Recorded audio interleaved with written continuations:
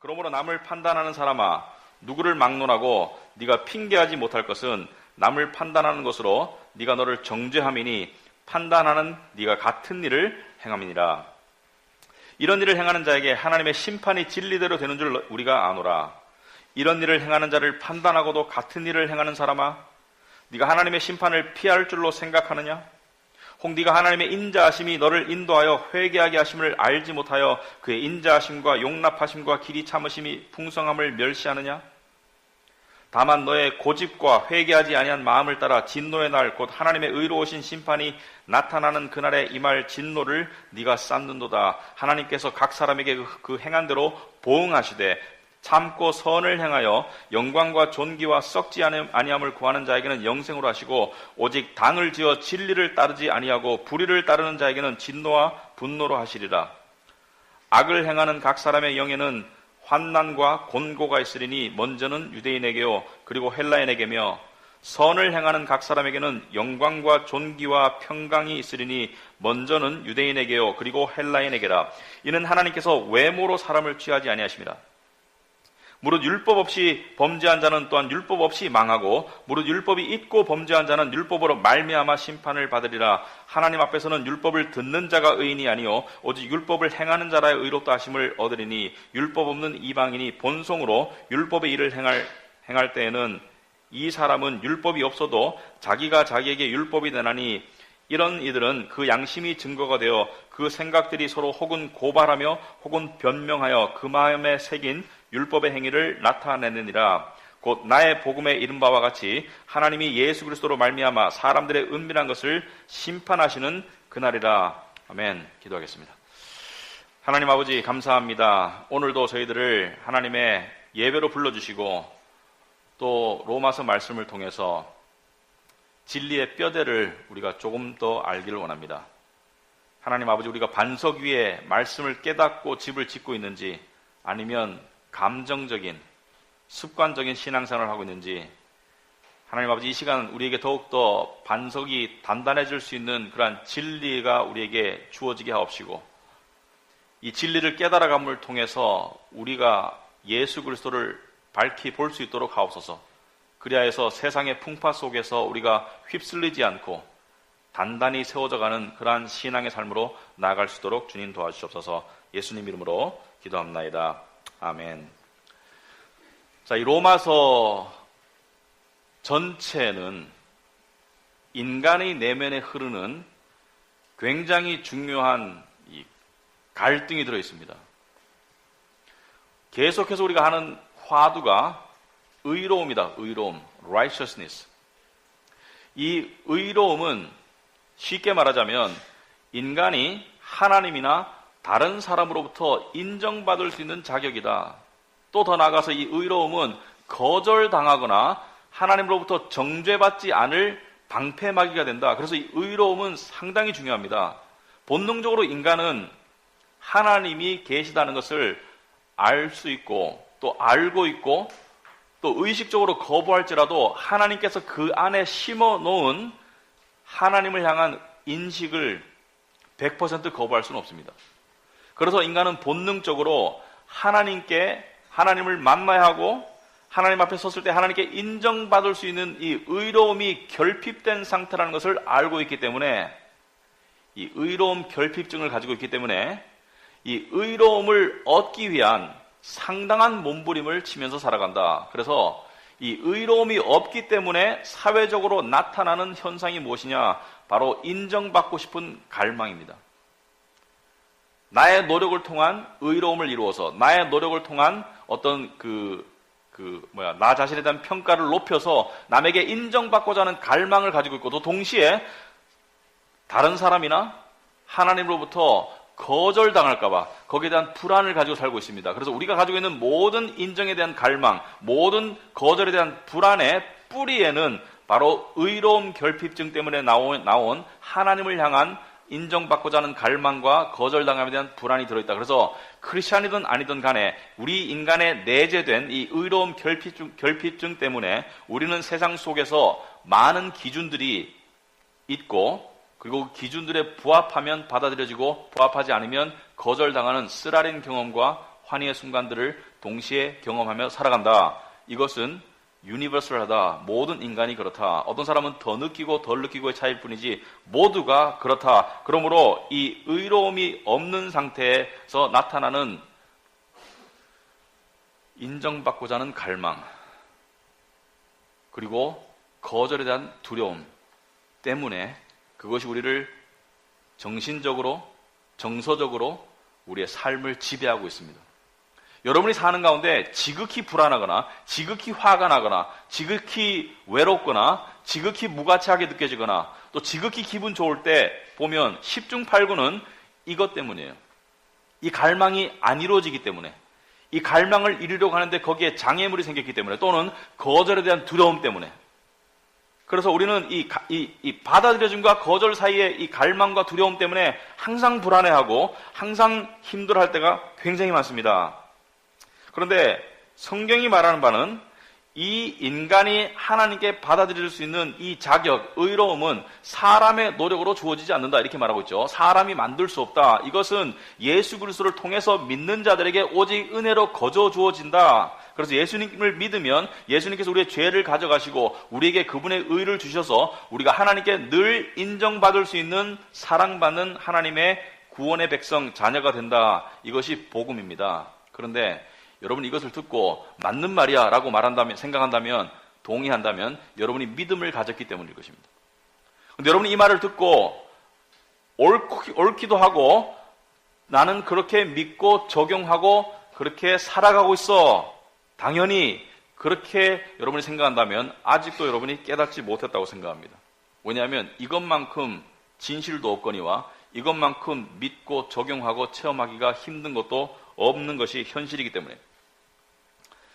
자, 이 칭의의 상태, 이 의로움의 상태가 늘 이해되고 믿어지면 바로바로 적용되면 참 좋겠지만 그렇지 못한 것이 실제입니다. 무슨 말인가 하면 우리 믿는 사람들도 의식적으로나 무의식적으로나 늘 인정받으려는 조건에 매달려 살아요.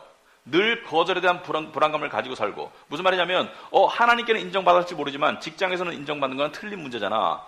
사실은 뿌리가 같습니다. 여러분이 하나님께 받는 인정을 100% 이해하고, 100%는 이해하지 못하겠지만 조금이라도 이해하고 그것을 믿는다면 직장에서 인정받지 못하는 것이 여러분을 그렇게 정서적, 정신적으로 그렇게 파멸을 시킬 수는 없어요. 영향을 줄 수는 있겠지만 그렇게 여러분을 쓰러뜨릴 수는 없습니다. 왜? 너무나 커다란 인정이 주어졌기 때문에 그 인정을 깨달아가는 사람은 작은 주어지지 않은 인정, 세상 속의 인정 때문에 그렇게 정서적, 정신적으로 그렇게 흔들릴 수는 없습니다.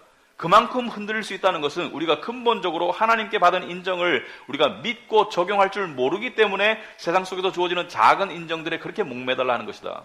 큰 인정을 받은 것을 깨달은 사람은 작은 인정 때문에 그렇게 인생이 지배받지 않아요. 정신적, 정서적으로. 그 말은 무슨 말이냐? 우리가 그만큼 이해하지 못하고 있다는 뜻입니다. 자, 오늘 본문은 바로 인간의 이러한 몸부림에 관한 것이다. 자, 오늘 설교 말씀을 통해서 이 1절부터 16절까지를 다 다룰 수는 없습니다. 제가 존경하는 마틴 로이드 존스 목사님이 이 로마서를 13년 넘게 설교하시는데 매주 마치지를 못하시고 은퇴하시고 건강 문제 때문에 은퇴하시고 돌아가셨어요. 한 장을 가지고 1년을 해도 다 설명하기 힘들 수 있습니다. 저는 16절을 오늘 한 설교로 하려고 하기 때문에 여러분이 지엽적으로 궁금한 게 있으면 나중에 저한테 물어보세요. 자, 오늘 우리가 크게 볼 이 픽처는 뭐냐면 세 가지 키워드가 있습니다. 첫째는 의로움, 당연히.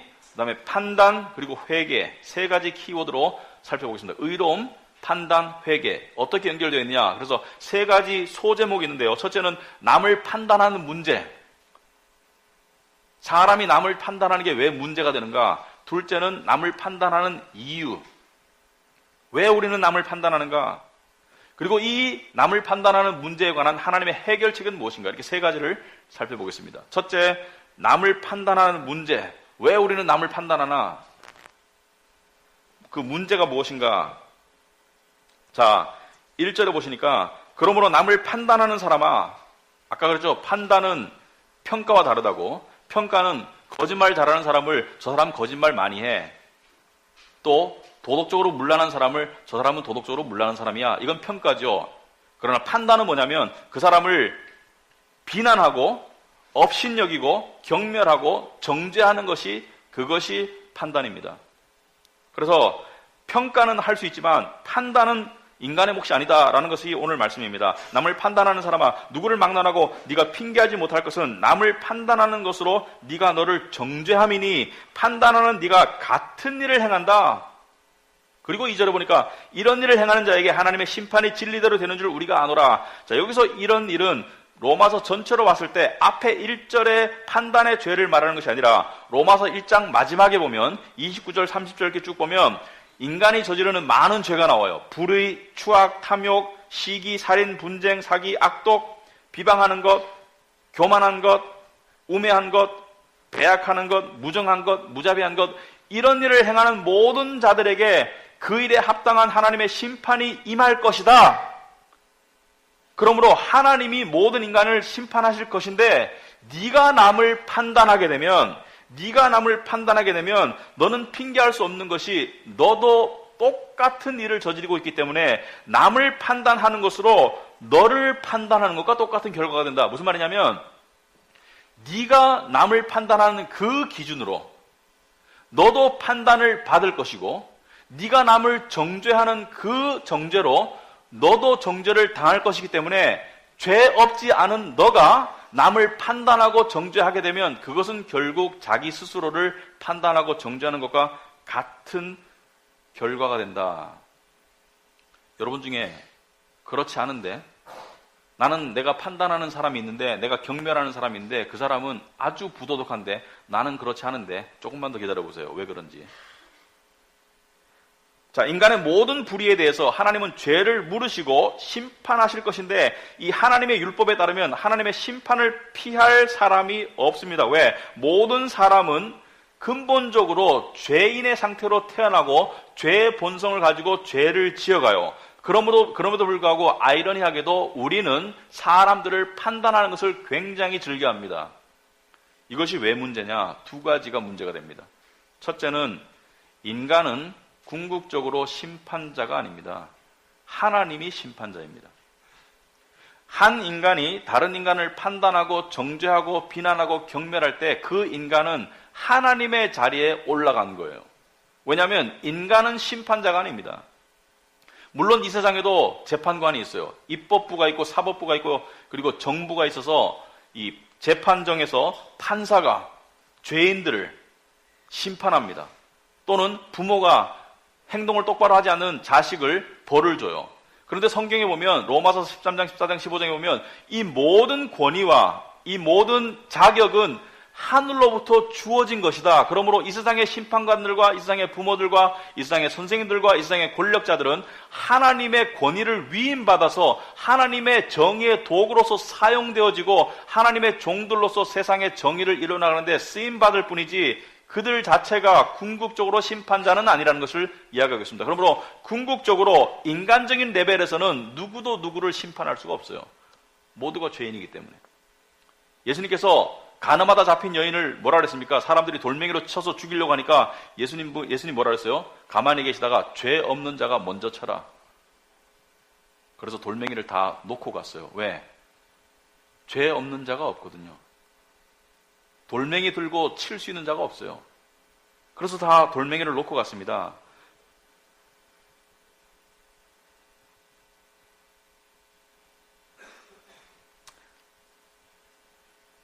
(1절에) 보니까 남을 판단하는 사람아 누구를 막론하고 네가 핑계하지 못할 것을 남을 판단하는 것으로 내가 너를 정죄함이라. 여러분, 복음서에서는 왜 우리가 남을 판단하는지 그 이유를 알려주고 있습니다. 여러 가지 이야기 속에서 왜 사람은 다른 사람들을 판단하는 죄성을 가지고 있는지, 그리고 또 왜 더 나아가서 판단하는 것이 왜 문제가 되는지, 거기에 대해서 오늘 주보에 보시면 누가복음 18장에 예수님의 비유 중에 하나를 제가 적어놓았습니다. 설교 관련 말씀해 보시면 누가복음 18장 9절부터 14절은 바리새인과 세리에 관한 비유입니다.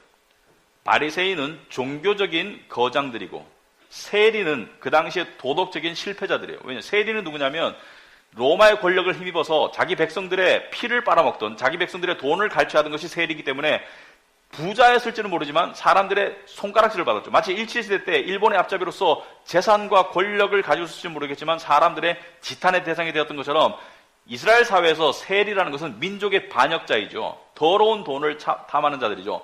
그런데 이 바리새인은 뭡니까? 바리새인은 종교적 지도자들이죠.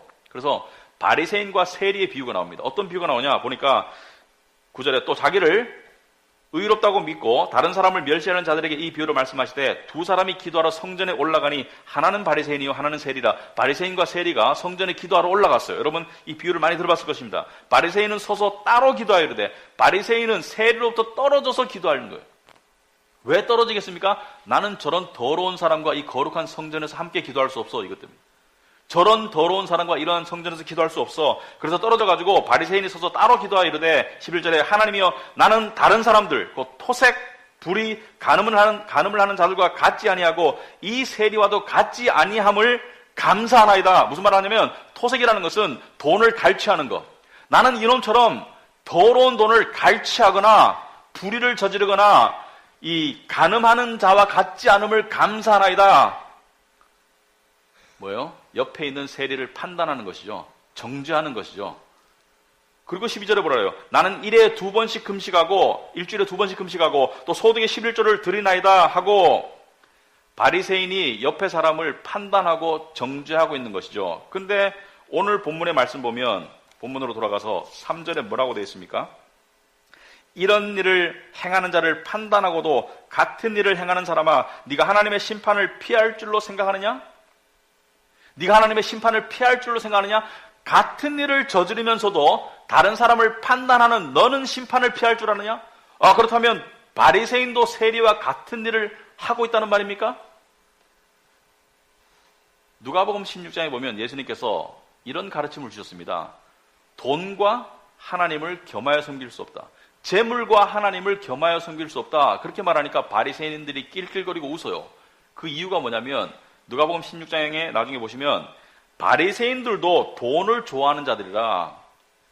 바리새인들도 lovers of money, 돈을 좋아하는 자들이더라.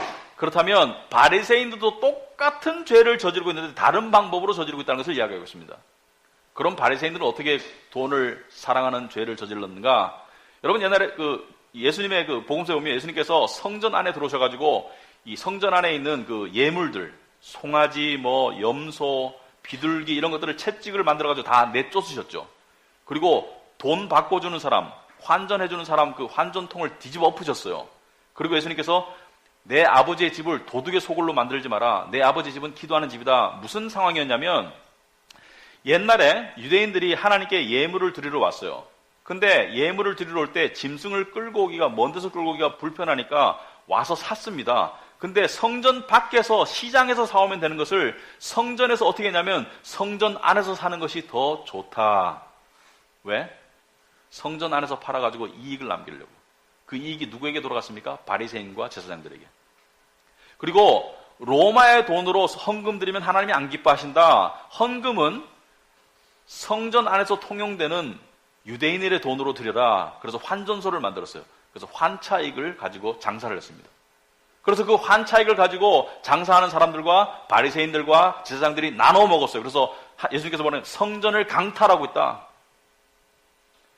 똑같지 않습니까?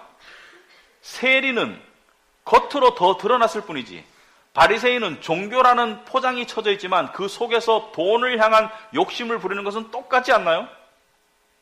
또 다른 예를 들어보겠습니다. 우리 중에 이런 생각하는 사람이 있을 거예요. 친구들 만날 때 나는 저 친구 돈에 너무 인색한 것 같아. 밥 먹으러 가면 신발끈만 묶고 있고 계산서는 절대로 집어드는 법이 없어. 앞으로는 더치페이 할 수밖에 없지. 나는 돈에 대해서 너무나 관대하고 싶은데 그러면서 그 사람을 돈에 인색하다고 평가하는 것이 아니라 돈에 인색하다고 손가락질하고 판단하고 그리고 정죄하고 경멸할 때가 있죠. 그런데 인색이란 단어와 이기적이란 단어, stinginess, selfishness는 같은 뜻이에요. 동의어요. 그렇다면 나는 돈에 인색하지 않을지는 모르지만 사람들의 인정을 독차지하고 싶고 사람들의 존경을 독차지하고 싶고 남들과 나누고 싶지 않으면, 마치 자기 돈을 남들과 나누고 싶지 않은 그 인색한 사람처럼 나도 인색하고 이기적이지는 마찬가지다. 똑같은 죄를 다른 방법으로 짓고 있다는 것이죠.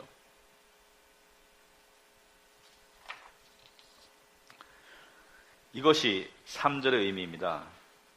이런 일을 행하는 자를 판단하고도 같은 일을 행하는 사람아. 여기서 같은 일이라는 것은 똑같은 종류의 죄를 말하는 것이, 똑같은 방법을 말하는 것이 아니에요. 방법은 틀릴 수 있어요. 그러나 똑같은 죄를 저지른다. 이 바리새인은 세리를 향해서 이 간음하는 자식아, 예수님께서 뭐라 했습니까? 마음으로 여자를 향해서 음욕을 품는 자마다. 예를 들어서 세리가 있는데 예배하러 온 아리따운 아가씨를 보고 음욕을 품고 있으면 너도 간음하기는 마찬가지야. 방법이 틀릴 뿐이지. 똑같은 죄를 짓고 있다는 것이요. 그러므로 판단할 자격이 없다는 것이죠. 그런데 왜 인간은 판단하는가? 두 번째, 왜 우리 인간은 판단을 하기를 그렇게 좋아하는가? 여러분, 왜 사람들은 남을 판단할까요? 여러분 어떤 때 남을 판단하게 되나요? 어떤 상황에서? 어떤 조건으로 남을 판단하게 되나요? 대부분의 사람들은 남을 판단하는 조건이 자기가 강한 분야에서 판단해요. 대부분의 사람들은 자기는 잘하는데 남이 못하는 것을 판단해요. 예를 들어서 자기도 바람 피면서 바람 피는 사람을 판단할 사람은 잘 없어요. 그것도 옹호도 안 하지. 왜냐하면 옹호하다가 자기가 들킬까 봐.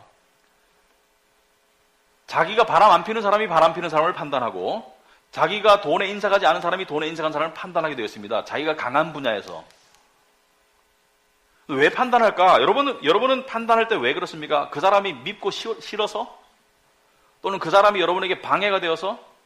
그럴 수 있어요. 그러나 더 깊은 이유가 있어요. 더 깊은 이유. 우리가 남을 판단하는 더 깊은 이유가 있다. 이 모든 것들은 피상적인 이유이고 더 깊게, 더 밑에 저변에 자리 잡은 이유가 있다. 그게 뭘까요? 오늘 바리새인과 세리의 비유 이야기에 힌트가 나와 있습니다. 다시 한번 보겠습니다. 누가복음 18장 9절에 뭐라고 되어 있습니까? 또 자기를 의롭다고 믿고 다른 사람을 멸시하는 자들에게 이 비유를 말씀하셨다. 자기를 의롭다고 믿고 다른 사람들을 멸시하는 자들에게 이 비유를 말씀하셨다. 무슨 말입니까? 판단하는 이 바리새인의 근본적인 동기와 이유는 무엇입니까? 남보다 자기가 의롭다고 여기기 때문에. 아까 제가 말했죠. 인간은 의로움 결핍증을 가지고 태어났다고. 그러므로 바리새인은 하나님과의 관계 속에서 의를 이루어야지 하나님께 인정받을 수 있는데, 의를 이루어야지 천국 갈 수 있는데, 의를 이루는 가장 역사적으로 증명된 방법 중에 하나가 바로 남을 판단해서 남을 깔아뭉개고 자기 자신을 높여서 거기서 나오는 비교적인 의, comparative righteousness. 그 비교적인 의가 사람이 의를 얻으려는 가장 손쉽고 가장 사악한 방법입니다. 나는 저 사람처럼 게으르지 않아. 저 사람은 게으른 사람이야. 이렇게 말하는 게 아니라 나는 저 사람처럼 게으르지 않아. 그 속에 뭐 있어요? 저 사람을 깔보고 경멸하면서 자기를 높임을 통해서 상대적으로 자기의 정당성을 확보하려는 그런 죄. 부자는 뭐라 그래요? 자기의 부를 정당하게 해서 나는 저 가난한 사람들처럼 게으르지 않아. 나는 공부 열심히 했어. 자기 정당화를 하죠. 자기의 부를. 가난한 사람은 어떻게 정당합니까? 나는 저 사람처럼 돈에 욕심이 많거나 법을 어기지 않았어. 나는 정직하게 살다 보니까, 인간적으로 살다 보니까 가난해진 거야. 나는 사회의 희생양이야. 사회가 악이지 나는 악이 아니야. 똑같은 상황을 놓고 사람들은 각기 다른 각도에서 각기 다른 이유로 서로를 비난하면서 비교적인 의를 이루려고 합니다. 비교적인 의. 물론 가짜 의죠. 나는 저런 해픈 애들과는 차원이 틀려. 직장생활 속에서는. 나는 저렇게 출세를 위해서 아부하는 사람들과는 차원이 틀려. 나는 고고하게 살 거야. 우리는 이러한 남을 비난하고 자기 의로움을 만들어서 그것을 통해서 사람들로부터 인정받으려고 하는데, 인간의 내면을 속속들이 들여다보시는 하나님께서 너도 똑같다. 내가 보기엔 너도 똑같다. 방법이 다를 뿐이지. 네가 무지해서 그럴 뿐이지 너도 까뒤집어 보면 똑같다. 여러분, 그 정치인들이 청문회 할 때 그토록 남을 비난하던 사람들이 청문회 하면서 까뒤집어 보니까 뭐예요? 그 나물에 그 밥이잖아요. 재료만 약간 다르다 뿐이지. 그런데 사람이 까디집어도 그런데 하나님이 까디집고 보면 다 거기서 거기 아니겠습니까? 그러므로 누구도 판단할 수 없다는 것이죠. 은근히 남과 비교하면서 자기가 더 의롭다고 생각하고 그것 때문에 하나님이 자기를 더 인정할 거라고 생각하는 것이 종교적인 착각이죠. 또 사회생활 가운데 우리는 이런 착각을 하며 살아갑니다. 남보다 더 가지고 남보다 더 이루면 자기 삶의 정당성이 부여되고 그것을 통해서 인생의 자신감을 확보하려는 노력, 그것이 다 남을 깔아 뭉개는 데서 나오는, 비교에서 나오는 자기 자신감, 비교에서 나오는 자기 확신. 저 사람은 일반 백을 들었는데 나는 명품 백 들 수 있어요. 나 그걸 비난하는 거 아닙니다. 명품 백 들고 싶으면 자기가 돈 있어서 사서 들겠다는데 드세요. 근데 명품 백을 들고 다니면서 이렇게 생각하는 거죠. 나는 너보다 나아. 왜냐하면 나는 이루었잖아. 딸랑딸랑딸랑. 이게 죄라는 거예요. 왜? 비교 우위에서 나오는 자기 정당성. 그런데 사람이 가지고 있는 가장 지독한 비교의 대상이 누군 줄 아세요? 여러분, 우리를 이 비교에 의해 의존하면 힘들어요. 왜냐하면 비교의 대상이 항상 나보다 열등한 사람이면 교만으로 향하게 됩니다. 그러므로 평강이 없어요. 교만은 평강이 없어요. 비교의 대상이 나보다 더 강자가 나타났어. 내가 BMW 5를 가지고 친구를 만나서 소나타 모는 친구 앞에서 내가 의시되고 있는데 갑자기 부가티가 나타났어. 그러면 갑자기 찌그러질 수밖에 없는 것이죠. 갑자기 자신감을 상실하게 돼. 부가티가 막 열내고 있는데 한때 이런 때가 있었다고. 오지만을 여행한 사람들이 모여가지고 나는 뭐 어디 갔다 왔어? 너는 맨 나라 갔다 왔니? 나는 뭐 뉴질랜드 뭐 어디 갔다 왔어? 근데 한 사람이 나는 북극도 갔다 왔거든. 잠잠해지는 거예요. 그래서 이 북극 갔다 온 얘기를 열심히 자랑하고 있는데 한 사람이 계속 입을 안 여는 거야. 그래서 선생님은 어디 갔다 오셨습니까? 저는 달나라에 갔다 왔거든요. 우주 비행사였어요. 뭡니까? 언제든지 찌그러질 준비를 해라. 남을 판단하고 깔아뭉개서 자기 의를 이루려고 자기 자신감을 이루는 사람은 언제든지 찌그러질 준비를 해라. 근데 가장 사람이 사람을 괴롭게 만드는 판단의 대상은 남이 아니고 바로 자기 자신입니다. 자기 자신이 가지고 있는 어떤 유령 이미지, 어떤 기준, 이 기준에 도달하기 전에는 용납할 수 없는 나의 모습, 그 용납할 수 없다고 나에게 닥달하는 그 나는 누구인가요? 내가 만들어낸 유령입니다. 이걸 이루기 전에는 나는 쉴 수 없어. 이 고지를 점령하기 전에는 나는 의미가 없어. 나의 삶은.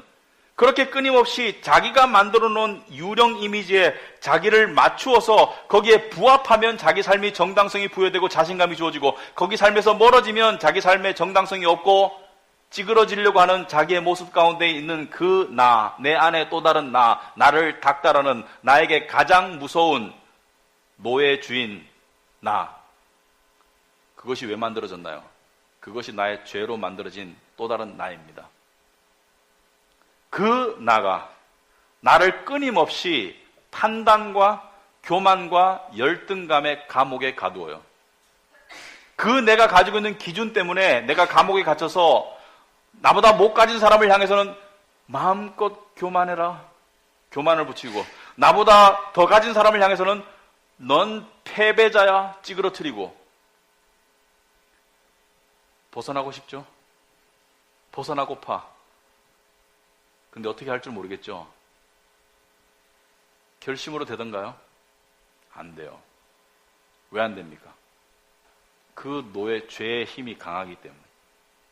그래서 하나님께서 어떤 해결책을 주셨나요? 판단의 문제에 대한 하나님이 어떤 해결책을 주셨나요? 4절에 보겠습니다. 혹 네가 하나님의 인자하심이 너를 인도하여 회개하게 하심을 알지 못하여 그의 인자하심과 용납하심과 길이 참으심이 풍성함을 멸시하느냐? 여기 보니까 하나님이 인자하심, 하나님이 오래 참으심, 하나님이 용서하심의 이유가 무엇인가? 계속 그렇게 살아가는 건 뭐예요? 회개에 이르게 하도록. 회개에. 회개가 뭡니까? 우리 믿는 여러분들 회개가 뭔지 알고 살아야 될 텐데 어떤 사람들은 회개라는 단어를 들으면 굉장히 불편해해요. 뭔가 눈물을 짜야 될 것 같고 뭔가 이렇게 가슴이 찢어져야 될 것 같고 어떤 사람은 회개를 들으면 좀 무서워요. 하나님 앞에 벌벌 떨어야 될 것 같고. 근데 진정한 회개는 은혜를 체험하는 통로입니다. 성경이 말하는 회개는 하나님의 은혜를 체험하는 통로라는 것을 깨달아야 합니다. 어떻게? 물론 회개는 자기 죄, 자기 못남을 향한 괴로움과 슬픔에서 출발해요.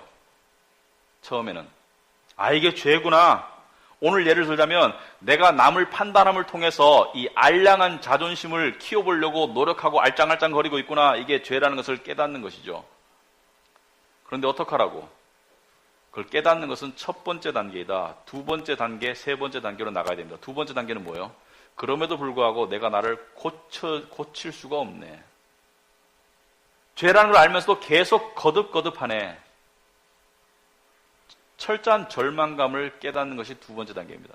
내가 내 문제를 알면서도 바꿔지지가 않네. 바꿀 수가 없네. 나라는 인간을 바꾸고 싶은데 내 안에 또 다른 나를 닥달하는 또 다른 나를 사형시키고 화형시키고 제거하고 싶은데 제거가 안 되네. 제거가 안 되죠.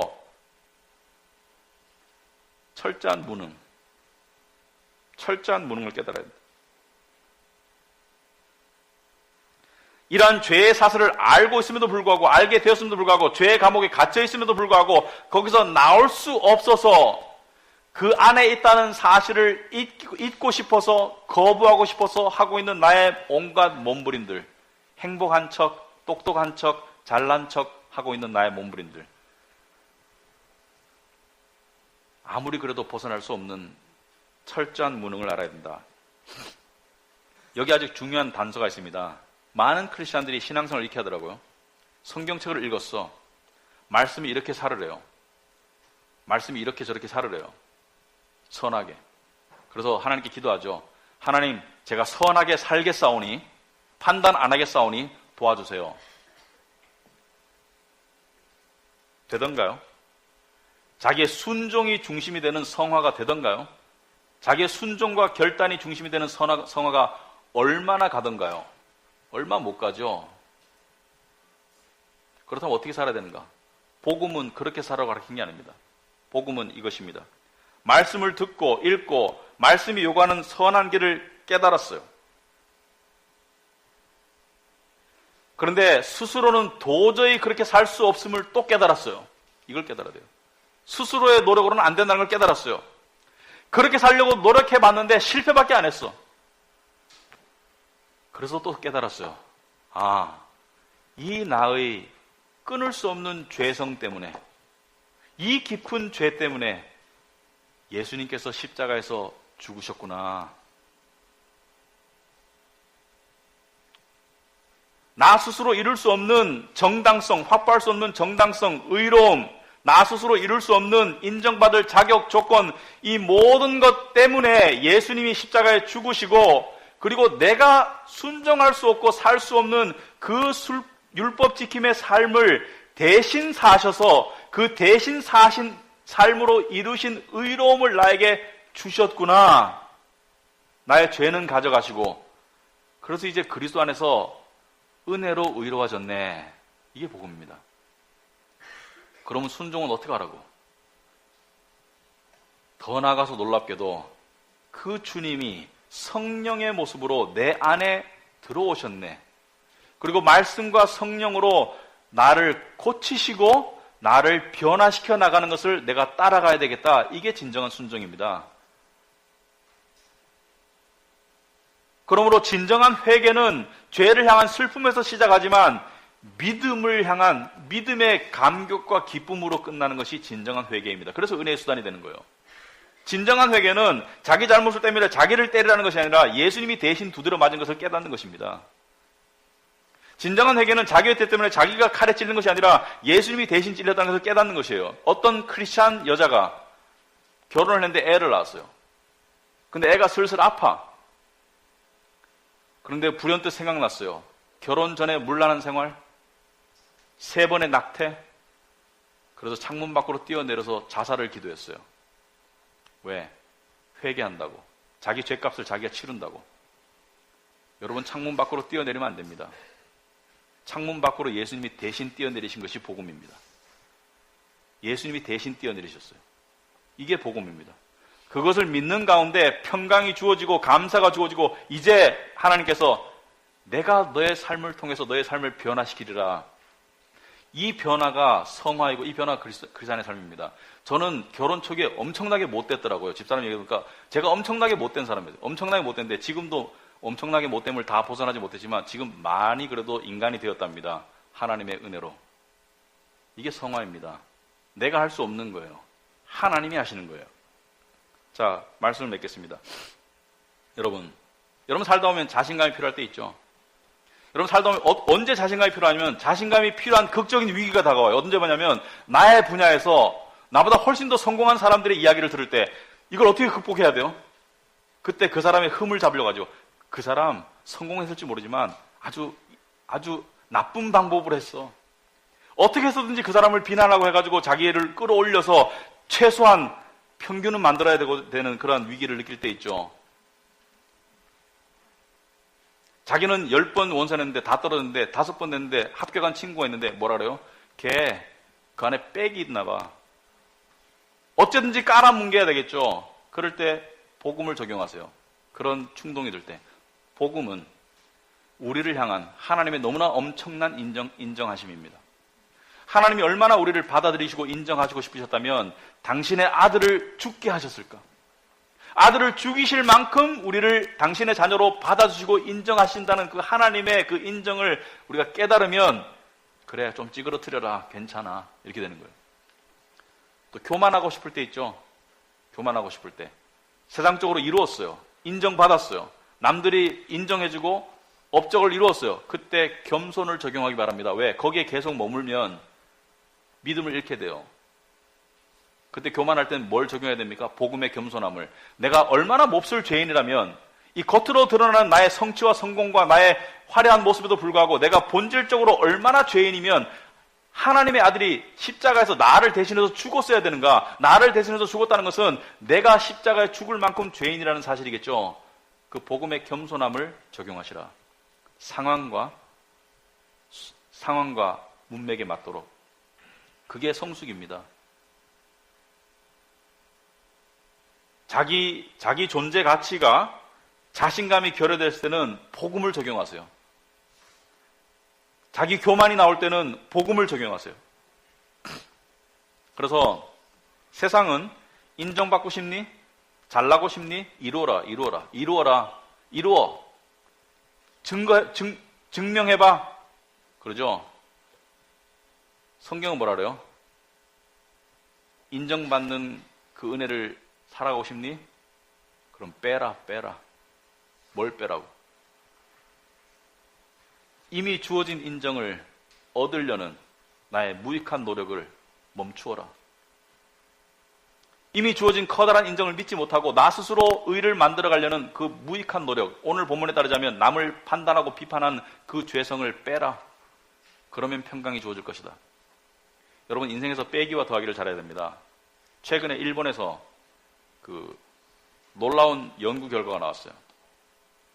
일본이 우리보다 먼저 경제 늪이 와가지고 약 20년 전부터 그 경제 리세션, 불황이 있었죠. 우리가 지금 겪고 있는 높은 실업률, 젊은 사람들이 취직이 안 되는 거, 부동산이 어떻게 되는 거, 이런 것들이 일본에서는 이미 오래전부터 진행되어 왔고 우리가 일본을 따라하고 있어요. 인구 모델이 비슷하기 때문에. 가장 커다란 이유는. 근데 일본 청년들이 얼마나 힘들었냐면 지난 20년 동안을 겪으면서 일본 청년들이 얼마나 힘들었냐면 이걸 보면 우리 청년들도 잘못하면 믿음을 안 가지면 이렇게 될 수 있어요. 일본이 대표적인 믿음 없는 나라죠. 히키코모리라는 사람들이 많이 생겼어요. 수백만의 젊은이들이 밖에 안 나가. 밖에 안 나가서는 집 밖에 안 나가요. 자기 방 안에 갇혀가지고 엄마가 주는 음식을 먹고 밖에 안 나가. 사회생활을 완전히 단절하고 안에서 그냥 스마트폰이나 만지고, 그때는 스마트폰이 많이 없으니까 컴퓨터나 만지고 살고 있는 거예요. 왜? 나갈 자신이 없어.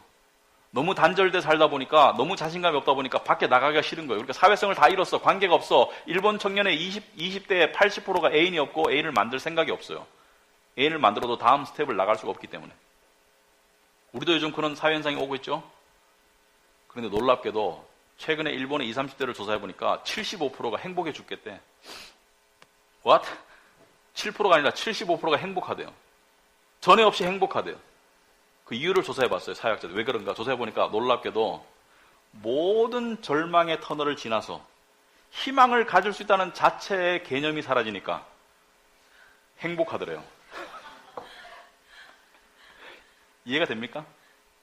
그러니까 모든 희망을 향한 모든 발버둥과 손을 놓고 포기하니까 의외로 행복하더래요. 여러분, 배울 점이 있어요. 세상을 향해서 이루려고 하는 모든 발버둥을 그저 직장 가지 말라는 얘기가 아니라 인정받고자 하는 그런 모든 욕구의 줄을 놓으세요. 근데 그냥 놓을 수 없죠. 어떻게? 이미 주어진, 예수 그리스도 통해서 주어진 인정의 줄을 믿음으로 잡으면서 난 하나님의 사랑받는 자녀야. 여러분, 이걸 믿어보시기 바랍니다. 진정한 행복은 감정적인 터치로 오지 않아요. 여러분, 그 행복하고 싶어서 마음 따뜻한 영화 보고 따뜻한 친구 만나고 조금은 도움이 돼요. 근데 제가 체험해 보니까 제가 무슨 인텔렉츄얼한 사람이 아니라 제가 요새 보니까 제 스스로 생각해도 조금 삶의 여유가 있어요. 그리고 전에보다 평강이 좀 늘어난 것 같아요. 객관적으로. 제가 좀 분석을 좋아하는데. 그래서 제가 이유를 생각해 봤습니다. 왜 그런가? 객관적인 상황이 나아진 건 없더라고요. 객관적인 상황이 나아진 건 없어요. 별로. 근데 생각해 보니까 제 내면 속에 이러한 변화가 있더라고요. 예수 그리스도의 의가 복음을 통해서 나에게 주어졌다는 것을 좀 더 믿는 나 자신을 발견하게 되더라고요. 하나님의 은혜로. 예수 그리스도의 의가 복음을 통해서 나에게 주어졌다는 이 어떻게 들으면 형이상학적으로 들리는 이 진리의 말씀이 그것을 믿으니까 실제적인 삶의 변화가 오더라. Theology changes biology. 신학이 생물학을 바꿀 수 있습니다. 여러분의 삶의 방식을. 기도하겠습니다. 하나님 아버지 감사합니다. 오늘도 우리를 사랑하시는 주님의 은혜 때문에 우리가 이 자리에 모여서 예배하게 하심을 감사합니다. 하나님,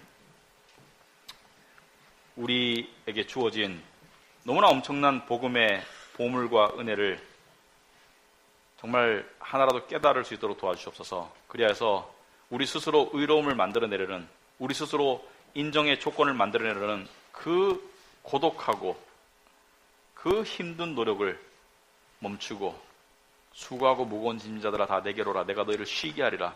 예수 그리스도의 의를 붙잡을 수 있도록 하옵소서. 예수님 이름으로 기도합나이다. 아멘.